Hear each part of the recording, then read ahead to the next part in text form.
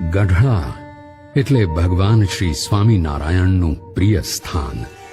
તેમાં એક ઘેલા નદી અને તેના કાંઠે આવેલો આ ટેકરો તેમને ખૂબ પ્રિય.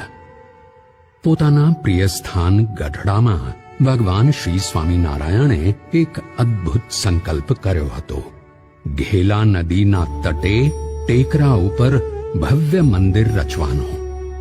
સંપ્રદાયના ગ્રંથોમાં તેનું કેટલું અદ્ભુત અને ઐતિહાસિક વર્ણન છે.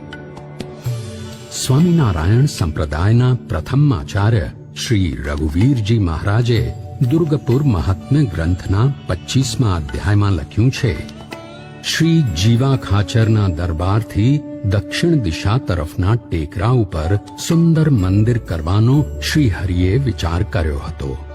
સર્વજ્ઞ શ્રી હરિએ તે દરબારગઢની બધી જ ભૂમિ કુશળ શિલ્પીઓ પાસે મપાવી હતી.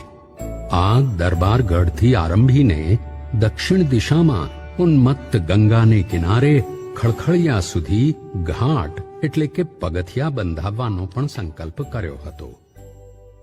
આ ટેકરાની ભૂમિ